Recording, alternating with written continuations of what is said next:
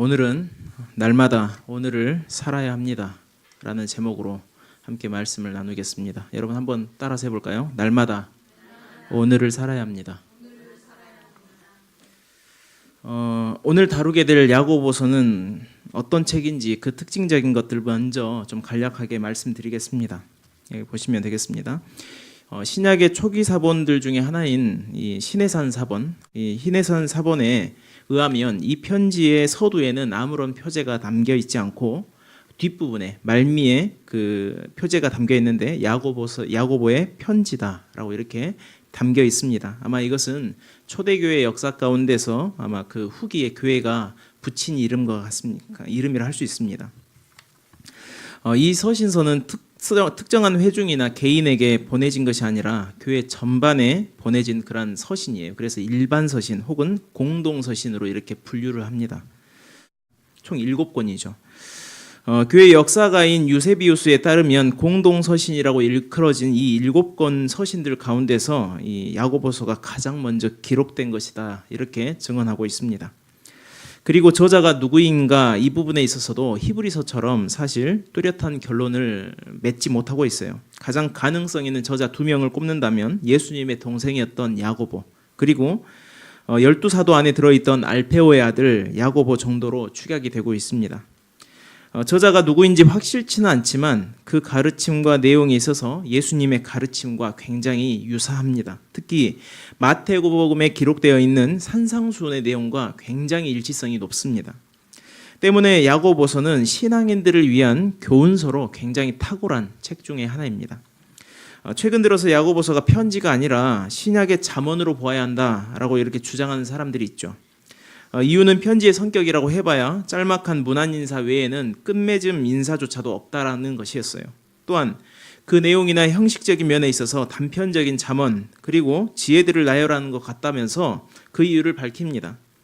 사실 야고보서가 편지든 잠언집이든 그것보다 중요한 것은 무엇이냐면 단편적 잠언들의 집합체가 아니라 그 내용 전체가 서로 잘 연결되어 있고 문맥을 따라서 잘 이해를 해야 한다는 것이죠. 전체 흐름의 주제를 정해보면 이렇게 정할 수 있습니다. 여러 가지 시험을 어떻게 극복할 것인가. 성도는 여러 가지 시험을 만날 수 있는데 왜 시험을 만나게 되는지, 어떻게 해야 시험에 빠지지 않을지에 대한 실질적인 교훈을 주는 책입니다.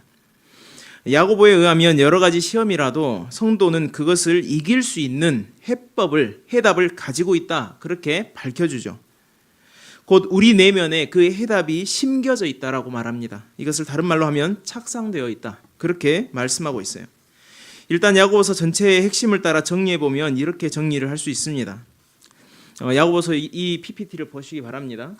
보면 내용이 시험과 해답에 계속 반복되는 양상들이 나타나고 있다는 것을 볼 수 있어요. 모든 내용이 여러 가지의 시험을 극복할 해답으로 이렇게 구성되고 있습니다. 지난 수요일에 1장 부분을 가지고 시험과 해답에 대한 총체적인 내용을 다루었습니다. 서론 부분에서 다룬 핵심을 말하자면 이런 것입니다. 시험을 이기는 해답은 우리의 마음에 심겨진, 우리의 마음에 착상된 말씀, 곧 성령이다. 이처럼 해답이 우리에게 매우 가까이 있고 또 확고하게 자리를 잡고 있다라고 말씀했어요. 그러니 성도는 시험이 도사리더라도 헤쳐나갈 해답이 있고, 그래서 그 시험으로부터 빠져나올 수 있습니다. 그러므로 성도라면 시험에 들게 하는 요인들을 잘 분별해서 그것을 피해야만 합니다. 특히 오늘 볼 것은 이 연장선상에서 세 번째 시험과 그 해답에 대한 부분이죠. 제가 지금 네 번째까지 이렇게 표현한 이유는 내용상 비슷합니다. 뒷부분, 여러분 4장 13절 한번 펴보시겠습니까? 거기 보면 들으라라고 하면서 이야기가 시작되죠. 그죠? 5장 1절도 보세요. 들으라 하면서 이야기가 시작됩니다. 원문상으로 같은 단어를 사용하고 있어요. 그러니까 유사한 대상의 병행이라는 것을 알 수가 있죠. 비록 해답에 있어서는 서로 구분이 됩니다. 세 번째에 대한 해답, 그리고 나머지 것은 네 번째에 대한 해답으로 구분이 되지만 사실상 같이 다루어져야 하기 때문에 제가 이것을 보여드리는 것입니다. 먼저 우리 13절 말씀을 한번 같이 읽어보도록 하겠습니다. 13절입니다. 시작. 들으라, 너희 중에 말하기를 오늘이나 내일이나 우리가 어떤 도시에 가서 거기서 1년을 머물며 장사하여 이익을 보리라 하는 자들아. 여기서 이 들으라라는 부분의 원어적 의미는 이런 것입니다. Come now. 지금 오라. 야고보의 외침은 어디론가 가려는 사람들을 걸음을 막고서, 그죠? 그들을 급히 불러오는 듯한 그런 외침이에요. 야고보가 불러 세우는 자들이 누구라고 말합니까? 거기 보니까 오늘이나 내일이나 우리가 어떤 도시로 가서 거기서 1년간 장사를 해서 이득을 얻자 말하는 자들이에요. 아마 이들은 여기저기 지역을 옮겨 다니면서 비즈니스를 하면서 수익을 얻는 그런 사람들 같습니다. 그런데 이들을 불러 세우게 된 이유가 무엇입니까? 그것은 이들이 곧 시험에 빠지게 될 것이기 때문에 그래요. 시험에 빠지게 될 실마리를 찾는다면 바로 이익을 보리라, 이 부분입니다. 여러분, 사람이 시험을 만나게 되는 것은 외적인 원인 때문이 아니에요. 보통 우리는 다른 사람 때문에 시험에 든다, 십자가를 진다 이런 표현을 쓰죠. 그죠? 또 때로는 환경 때문이다 이렇게 말을 합니다. 그러나 야고보는 그렇지 않다라고 말하고 있어요. 또 어떤 사람들은 하나님께 시험을 받고 있다 그렇게 대답을 하죠. 하지만 야고보는 이것도 틀린 말이다 그렇게 말하고 있어요. 그럼 사람이 어떻게 해서 시험을 만나게 된다고 말합니까? 우리 야고보서 1장 14절입니다. 같이 읽어보도록 하겠습니다. 시작. 오직 각 사람이 시험을 받는 것은 자기 욕심에 끌려 미혹됨이니. 왜 시험을 받습니까? 자기 욕심에 끌려서 미혹이 된다라고 말하고 있어요. 우리 마음이 욕심에 이끌릴 때 시험을 만나게 되는 겁니다. 그리고 그 시험에 걸려들어서 빠져들 수도 있다는 것이죠. 그러니까 여러분, 이 이익을 볼 것이다 라는 것과 욕심의 문제가 서로 매칭이 되고 있는 것이에요. 그죠? 이익을 볼 것이라는 이 말이 욕심의 문제에 지금 노출되는 최적의 시기가 되는 것이에요. 게다가 오늘이나 내일이나 가자, 이 말은 또한 어떤 것입니까? 그죠? 이 말은 이미 욕심에 거의 설득을 당했다라는 것을 보여주는 것이에요. 여러분, 예를 들어서 한 달 뒤에 갑시다. 아니면 1년 뒤에 갑시다. 조금 더 지켜보고 갑시다가 아니라 오늘이나 내일이나 지금 당장 뭔가를 해야 되는 상황처럼 비춰지고 있잖아요. 욕심에 이끌리게 되면 그 다음은 어떻게 된다고 말합니까? 욕심이 잉태한 즉 죄를 낳고 죄가 장성한 즉 사망을 낳는다 하지 않았습니까? 그러니 야고보는 지금 이득이라는 욕심에 이끌려 재빨리 행동하려는 어떤 사람들의 발길을 지금 붙잡고 있는 거예요. Come now 하면서요. 그렇지 않으면 저들은 헛된 일을 위해서 길을 나서게 되며 결국 시험에 빠져들 것이기 때문에 그렇습니다. 시험이라는 함정에 한번 걸려들면 걷잡을 수 없는 속도로 죄와 사망의 열매까지 나아가게 돼 있어요. 속도가 좀 느리더라도 마음은 강팍해서 들으려 하지 않겠죠. 제 아무리 성도라는 이름을 가졌으나 시험에 빠지면 영원한 사망은 아닐지라도 지옥 같은 삶을 아마 경험하게 될 테니 주의를 해야 합니다. 이 말은 성도라 할지라도 죄를 선택한 결과는 분명한 책임을 지게 된다는 것이에요. 실례로 우리를 시험하고 괴롭게 하는 주변 사람들, 여러분, 그들도 결국 내가 선택한 거 아닙니까? 하나님이 붙여준 것이 아니라 내가 선택한 겁니다. 정확하게 말하면. 그렇죠? 그 선택의 결과로 평생 시험과 괴로움과 고통을 당하는 것이에요. 우리가 선택한 만큼의 그 책임을 우리가 져야 된다는 것이죠. 그런데 이익과 욕심이라는 것이 반드시 돈이나 물질에 대해서만 반응하는 것이 아니에요. 다양한 일들 속에서 이득, 혜택을 찾을 수 있으며 거기에서 우리는 욕심이라는 눈을 뜰 수 있다는 것이죠. 대다수의 사람들이 물질에 약하기 때문에 야고보는 물질에 대한 부분에 예시를 더 많이 두고 있어요. 하지만 다른 것에 약한 사람들도 있습니다. 예를 들면 2장과 3장의 이야기를 읽어보시면 다양한 그 시험에 대한 이야기 예시들을 다루고 있는데 우리의 일상의 상황으로 일반화를 시켜서 우리가 그것을 적용하면 이렇게 될 수 있습니다. 가령 출세하는 것에 욕심이 끌리는 사람들은 유력한 사람들을 그냥 지나치지 못하죠. 유력한 사람들을 내 옆에 둘 것이고 그러다 보면 자연스럽게 사람을 차별하는 그런 잘못, 그런 시험에 빠지게 되는 것이죠. 또 말로써 사람들에게 존경받기를 좋아하는 사람들은 어떻습니까? 말할 기회만 있으면 욕심을 내서 남들이 한마디 할 때 10마디, 20마디를 하게 되고 그러다 결국 어떻게 됩니까? 말에 실수를 하여서 시험에 빠지는 것입니다. 이처럼 나를 윤택하게 할 이익 듣기를 속해하는 사람들, 이런 사람들은 결국 그 마음에 욕심이 착상하게 되는 것이에요. 성도는 그 마음에 진리의 말씀이 착상되어서 생명 있는 첫 열매가 된 존재라고 야고보가 말했는데 재차 욕심에 착상이 되니 그렇게 착상이 되게끔 내버려 두니 이 얼마나 모순입니까? 야고보가 욕심에 이끌리는 자들을 멈춰 세운 실질적 이유를 밝혀주고 있어요. 우리 14절 말씀 한번 읽어보도록 하겠습니다. 시작. 내일 일을 너희가 알지 못하는도다. 너희 생명이 무엇이냐? 너희는 잠깐 보이다 없어지는 안개니라. 너희는 지금 잠깐 보이다가 없어지는 안개다. 야고보는 내일 일을 알지 못한다는 것을 들고 있죠. 실제 13절을 보시면 장사하려던 사람들, 여러분 그 장사하려던 사람들은 내일 일을 계획하고 있다는 것을 발견할 수 있습니다. 13절에 기록된 말들, 가서 머물러 장사를 하고 이익을 벌이라. 이 모든 것이 다 미래형 동사를 사용하고 있어요. 미래에 할 일들을 지금 이야기하고 있는 것입니다. 그리고 1년이라는 기간도 결국에 어느 시점입니까? 미래의 어떤 날이에요. 미래의 어떤 날입니다. 그 날을 지금 보여줄 뿐이에요. 이익을 볼 것이라는 낙관하는 것도 역시 미래에 익숙한 가치관을 보여주는 것입니다. 그러나 우리는 죽었다 깨어나도 우리의 미래를 알 수 없습니다. 따라서 미래를 낙관하는 것만큼 위험하고 무모한 일이 또 없어요. 미래를 대비하려 한다는 것도 낙관이라는 청사진을 붙들려고 하는 그런 모습이요. 역시 이런 관점에서 볼 때는 오류일 수밖에 없습니다. 미래를 위해 사는 사람들의 최대 문제점이 무엇인지 아십니까? 그것은 오늘을 살지 않는다라는 것이에요. 오늘을 위해서 하는 것이라고는 먹는 것, 마시는 것, 입는 것, 자는 것, 이것 외에는 없습니다. 쉽게 말하면 본능을 따라 사는 것이 전부예요. 여러분도 여러분 자신에게 이 두 가지 질문을 한번 던져보시기 바랍니다. 어느 쪽에 속한지, 어느 쪽으로 여러분들이 많은 비중을 차지하고 있는지 한번 살펴보세요. 하루 중에 오늘을 위하여서 내가 한 일은 무엇인가? 하루 중에 내일을 위하여서, 미래를 위해서 하는 일은 어떤 일인가? 한번 여러분 마음속에 질문을 던져보세요. 여러분들이 하루하루 살아가는 그 삶들을 던져보세요. 오늘 하루를 위해서 여러분들이 사는 것이 어떤 것인가? 대부분의 사람들이 오늘에 대해서는 의미 없이 보내면서 내일에 대해서는 낙관하는 경향들이 있어요. 내일은 잘 될 거야.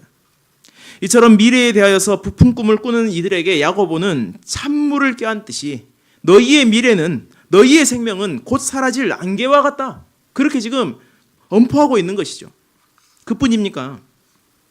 16절에 보면 야고보는 지금 너희가 허탄한 자랑을 하고 있다. 허탄한 자랑을 하고 있다. 그러면서 이 모든 것이 무엇이라고 얘기합니까? 이 앞에 PPT를 보십시오. 모든 것이 뭐라고 얘기합니까? 악한 것이다. 그렇게 말하고 있지 않습니까? 여기서 허탄하다라는 말은 거만하고 자만하고 가식적이고 소박한 그런 의미를 가지고 있어요. 우리 편에서는 대단한 자랑거리처럼 보이지만 하나님 편에서는 하나님의 분노를 자아낼 그런 자랑일 뿐이라는 것이죠. 심판의 자리에서 남길 것 하나 없는 무익하고 소박한 것들, 그런 자랑만 하고 있으니 악한 것이라 말할 수 있지 않겠습니까?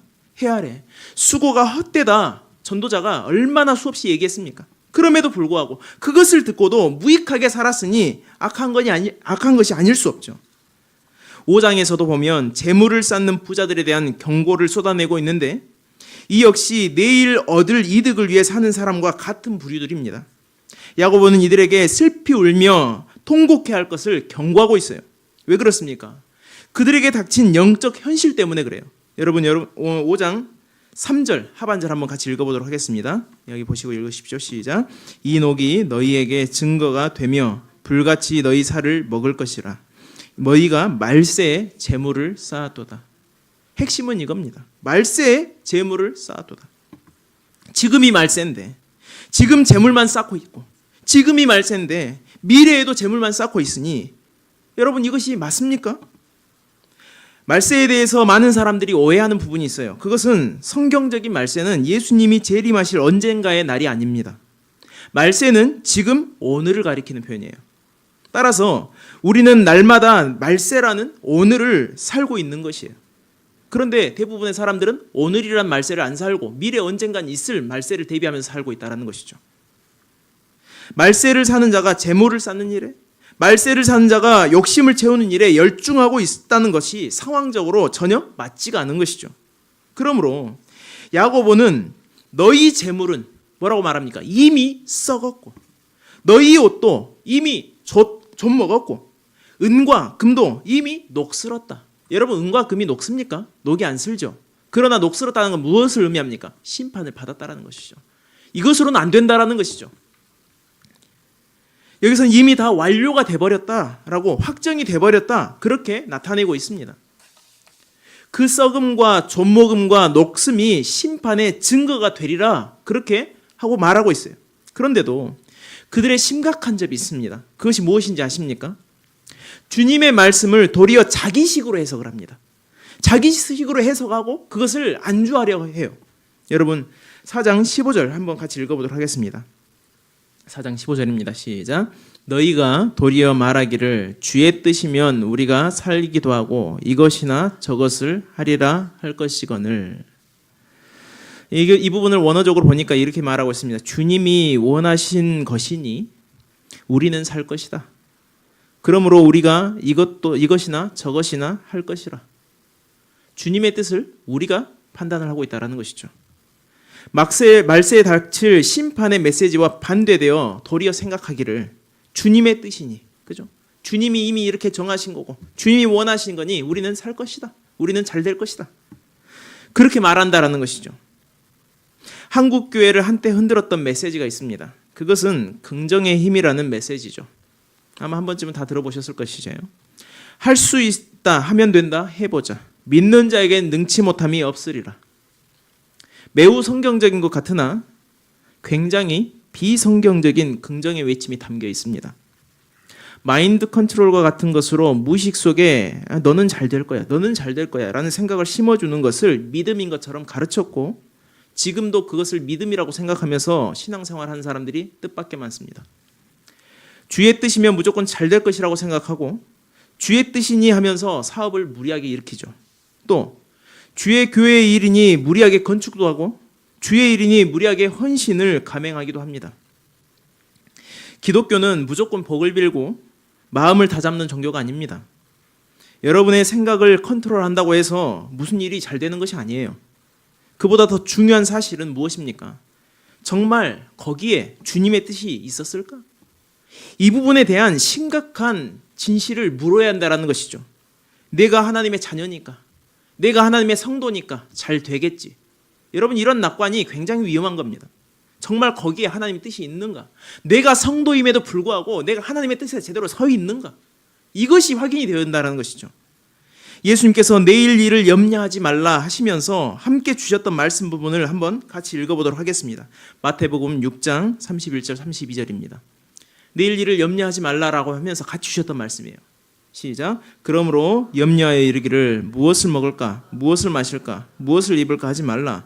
이는 다 이방인들이 구하는 것이라. 너희 하늘 아버지께서 이 모든 것이 너희에게 있어야 할 줄을 아시느니라.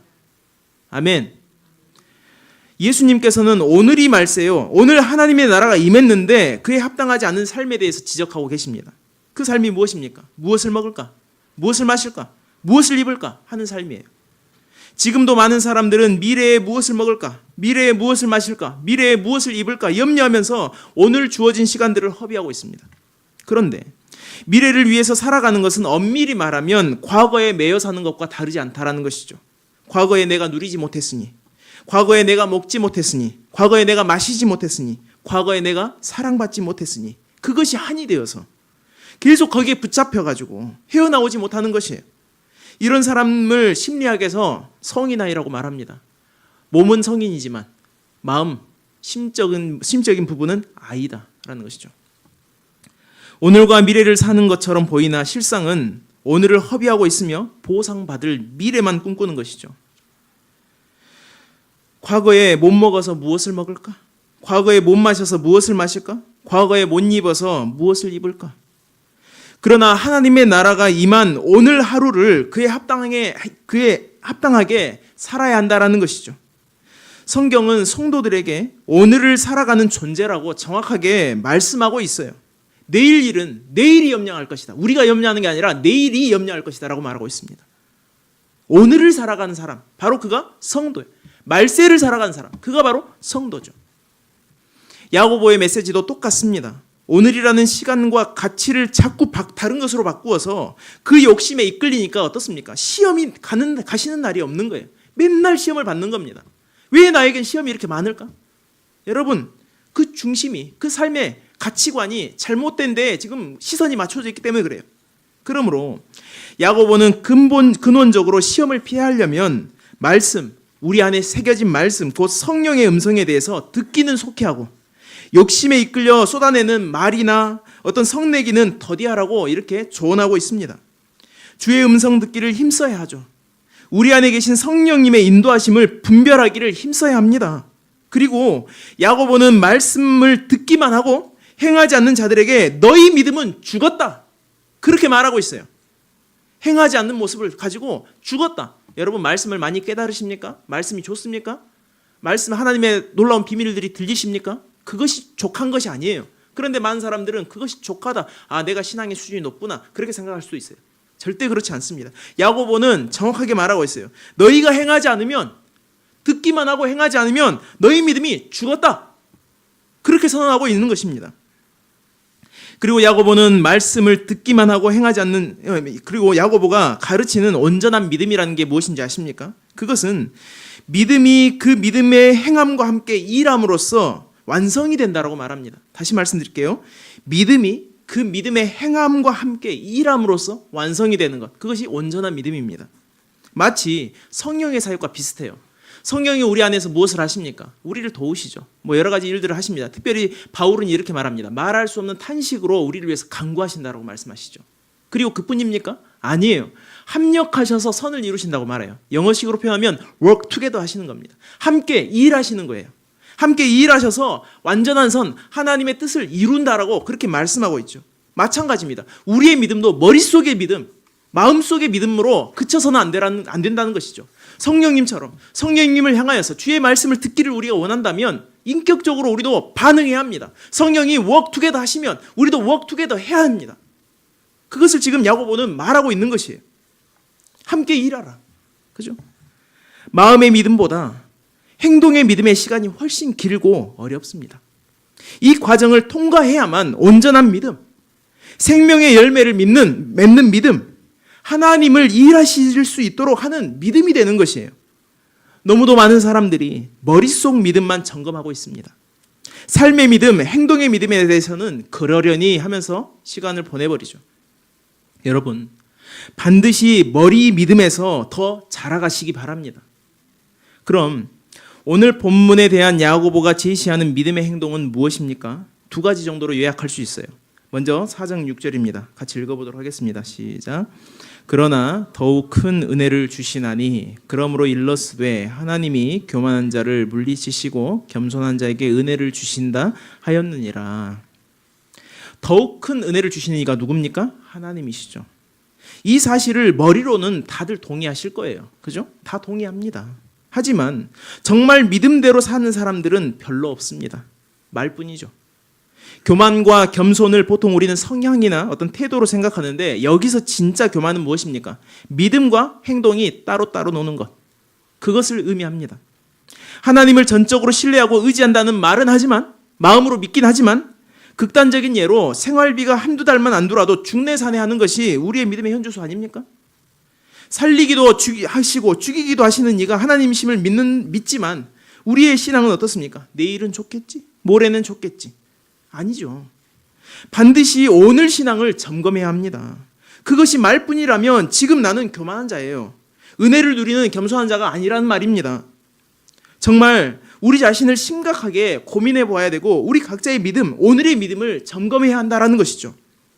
하나님께서 주시는 은혜만으로 살 수 있음을 보이는 겸손한 믿음인지, 아니면 돈도 필요하고 물질도 필요하고 명예도 필요하고 인기도 필요하고 건강도 더불어 있어야 한다고 생각하는 두 마음을 품은 반쪽짜리 겸손인지, 여러분 다시 한번 여러분 스스로 하나님 앞에 솔직하게 그렇게 고백하셨으면 좋겠어요.